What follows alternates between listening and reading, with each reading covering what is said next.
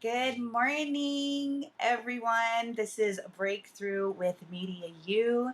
So happy to have everyone here this morning. My name is Tiara Parker-Ragland. I'm a producer with MediaU, and we have a very special guest this morning. We have BK Fulton, who is a producer. He is the CEO of Soulidifly Productions and an award winning filmmaker. So, without further ado, I would like to introduce to you BK Fulton. Hey everybody, how you How doing, you Tia? doing? How I'm you doing, doing I'm doing BK? great. I'm doing great and continuously improving. Excellent, excellent. So, I've been dying to meet you and talk to you. Please let the audience know, like, where you're from, what you've been up to, what you're doing right now. Sure. So I'm from Richmond, Virginia, and I was actually born in Hampton, Virginia, about an hour south of Richmond. Richmond is the capital of Virginia. And before I got into the media business, I ran a little phone company called Verizon, and I retired in 2015 with an aim to enjoy my life, enjoy my bride, enjoy my children, my family, my world, travel. And what I realized was there was an opportunity to give back, especially in the belief shifting around people knowing who they are, changing narratives so that what happened for me as a young man could happen for other people. I was, in engineering school at Virginia Tech and wasn't doing so well. I was playing too much basketball, hanging out a little too much, and went to the library to plan my escape. And I found myself in the E185 section of the library, and it was all the stuff on ancestors that I had never heard of. Lewis Latimer, Granville T. Woods, Elijah McCoy, and they were winning at a very difficult time in our country. In fact, contributing major things like light bulbs and electric third rails and automatic lubricator cups. And I was like, what? Yeah. I went from the probations list to the dean's list to the board of directors.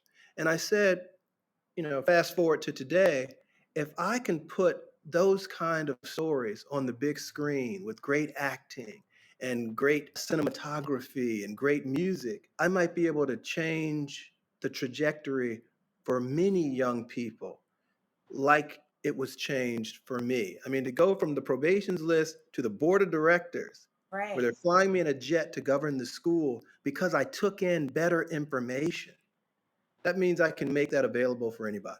That's excellent. How did you get involved with Media U?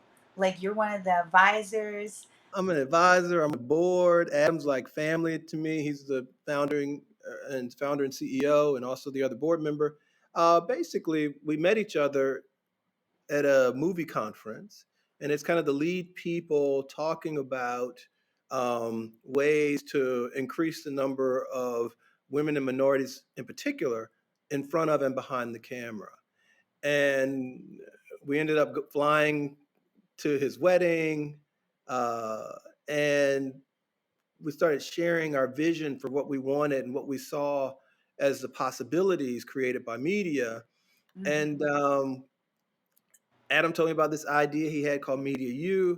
I told him that when I was going through those transitions in college, I wrote a 60-year plan. And the last thing on my plan was to create a scholarship or a kind of educational foundation. And so we're like, wait a minute, Media U training, film training, next media makers, scholarship, education. Let's put it Yeah. together. And so Yeah. basically, I'm checking boxes that I had planned for 30 years ago. Wow. 60-year plan. Yeah. Need to take some notes from you. You That's know what? excellent. There's something magic. Thank you. There's something magic about writing things down and then checking them off as you accomplish them. It's sometimes hard if you make this big scaffolding of a life.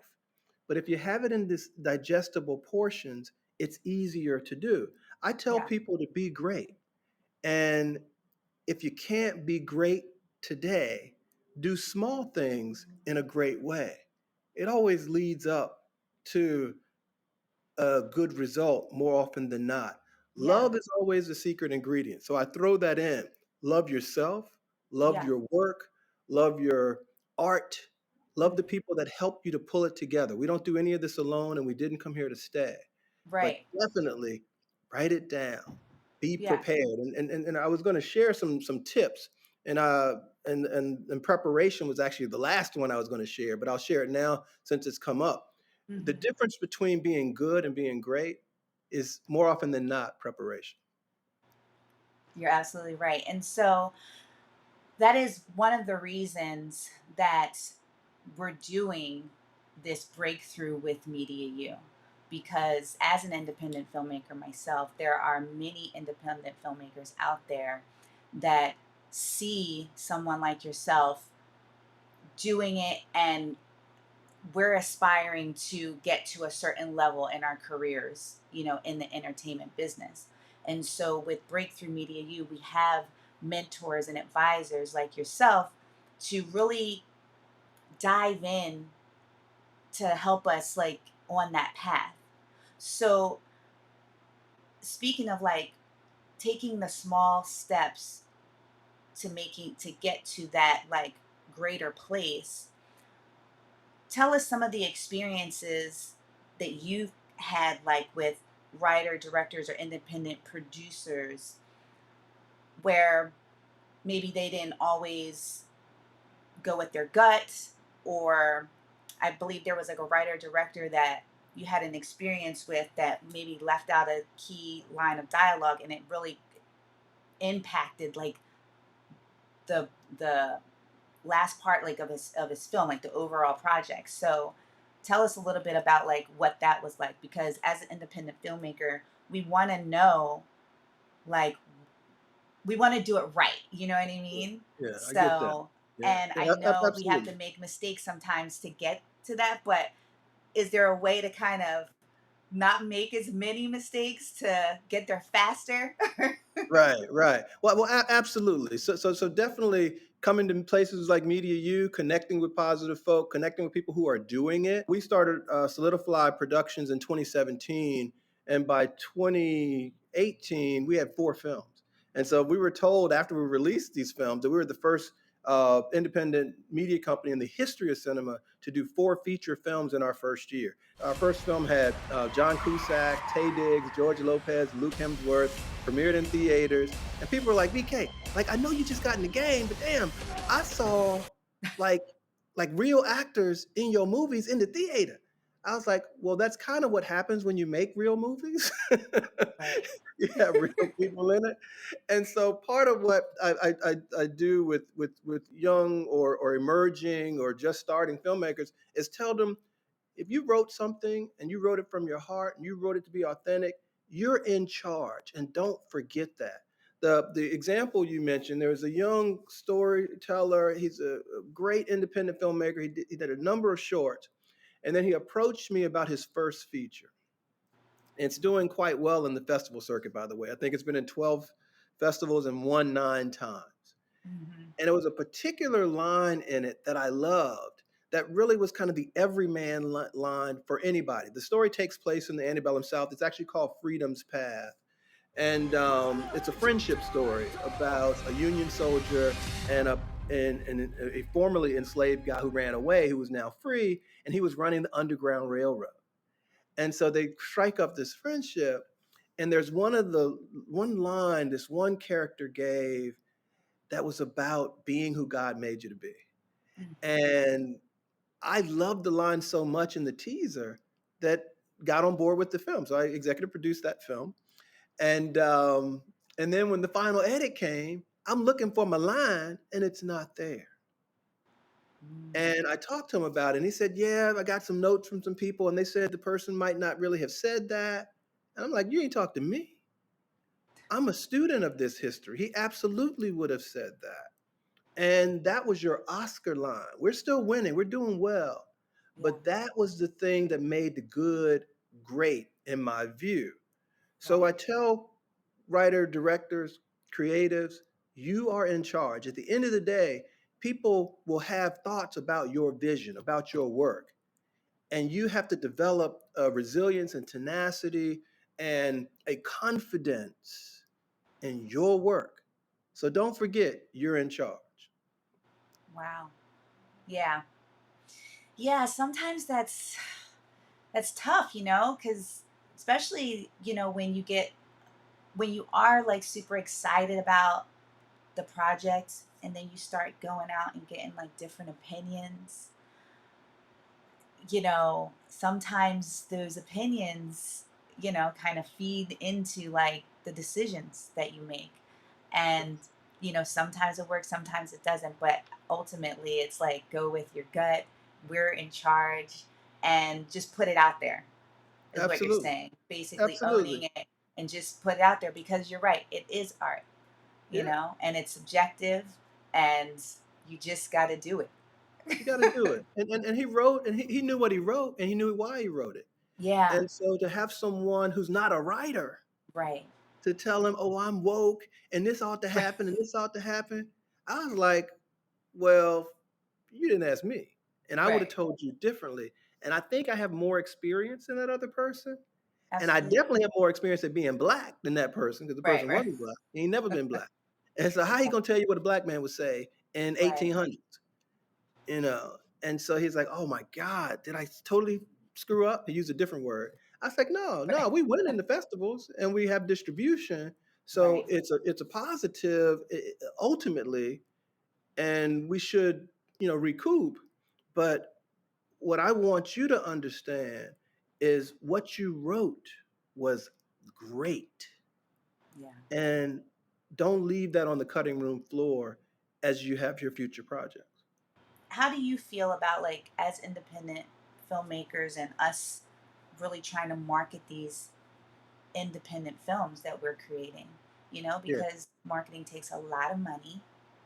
We get so excited about making the project. Right. We don't always think about the marketing, but like we do think about it, but not like we really should think about it. Yeah. And that could hurt us big time. So talk to us. Absolutely. Yeah, talk to us a little bit about that. Sure. So marketing, I love the way you framed it. It really drives the audience. It's what gets kind of what we call butts in seats in the industry.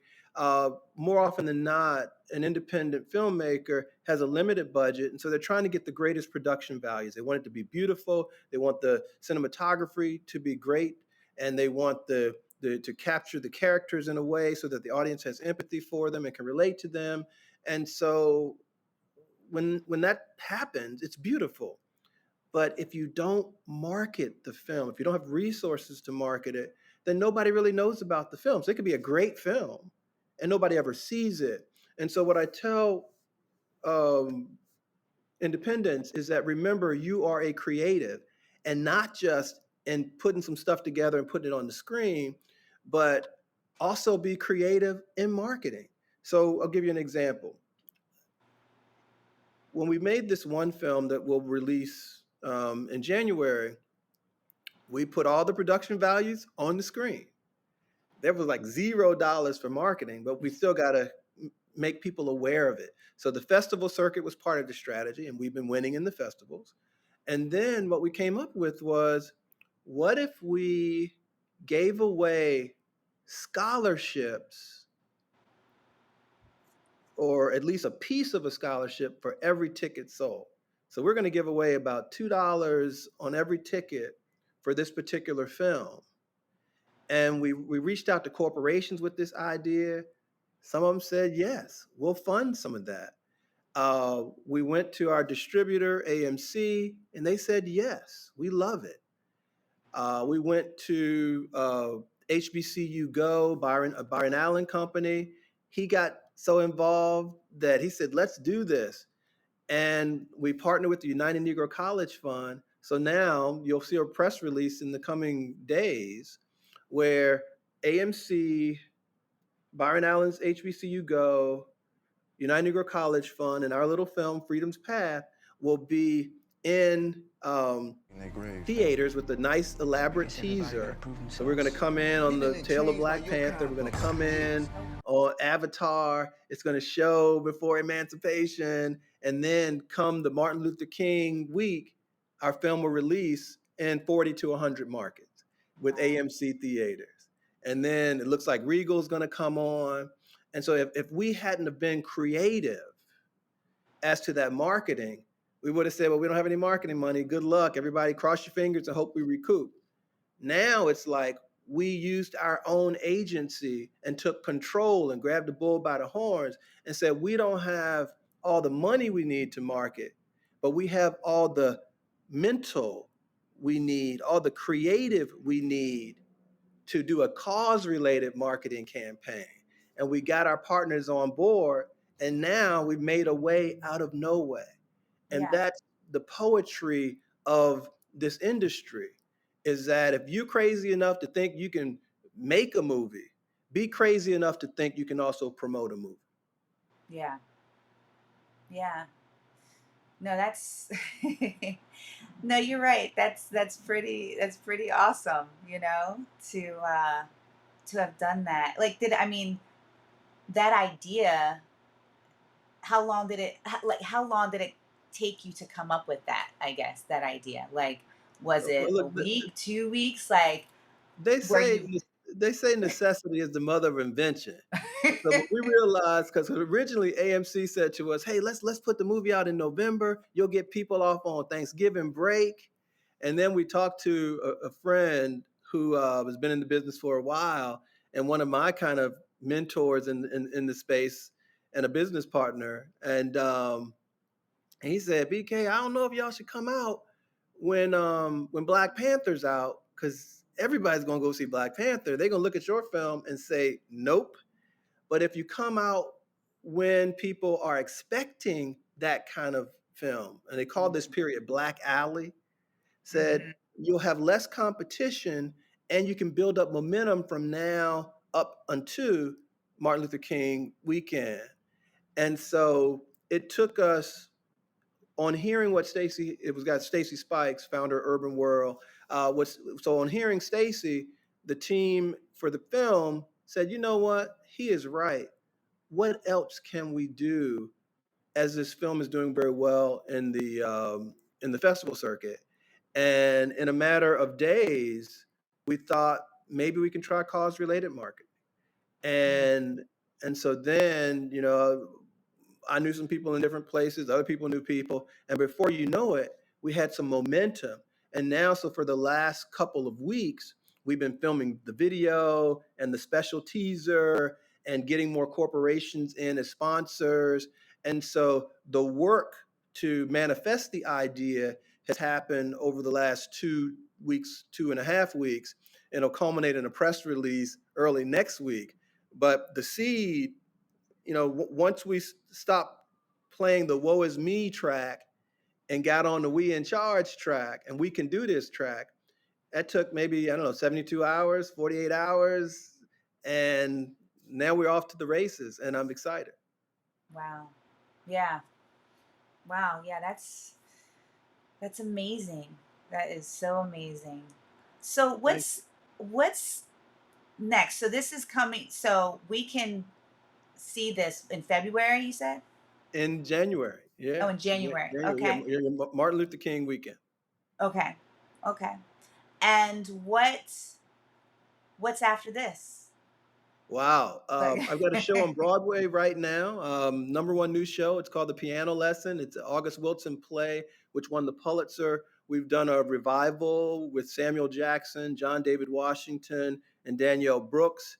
Matter of fact, I don't know if you saw Saturday, what is it? The Tonight Show with Jimmy Fallon.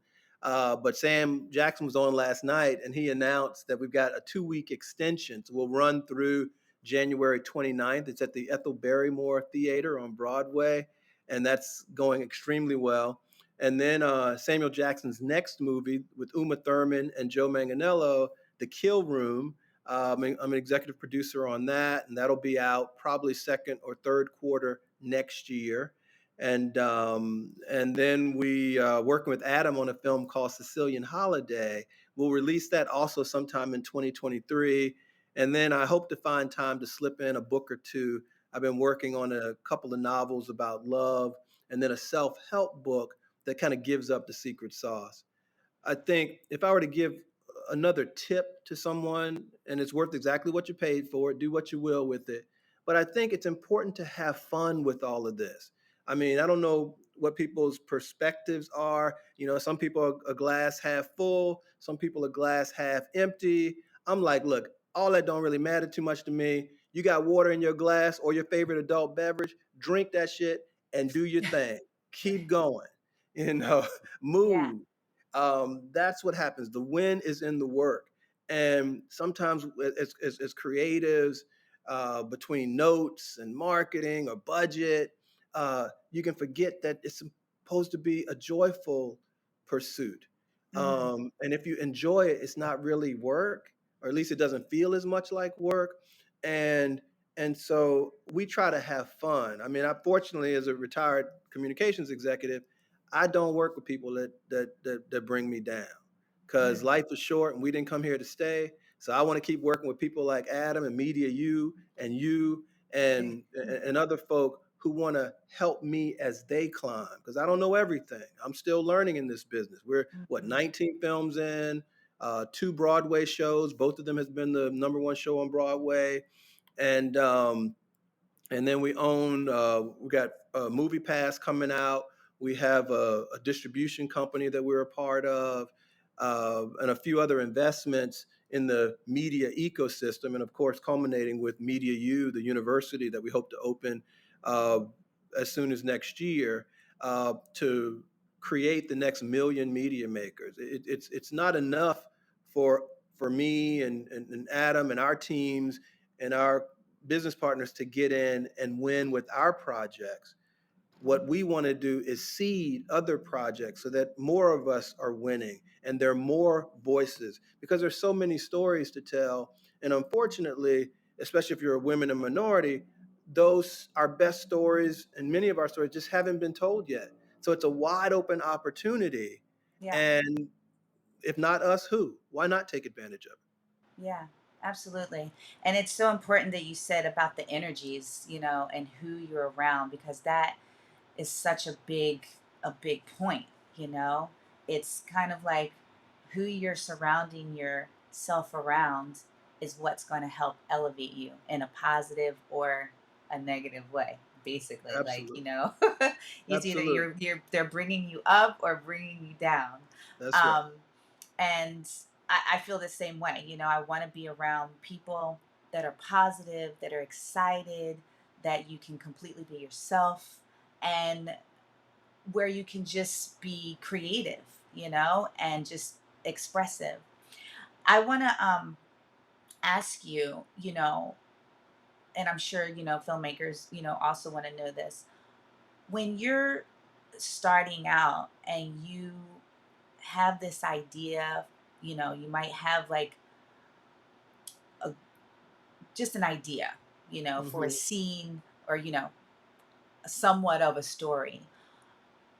What's your process with the first thing that you kind of start with? Do you start with the treatment and you kind of lay an outline, you lay it all out, and then you say, okay, I want to find a writer?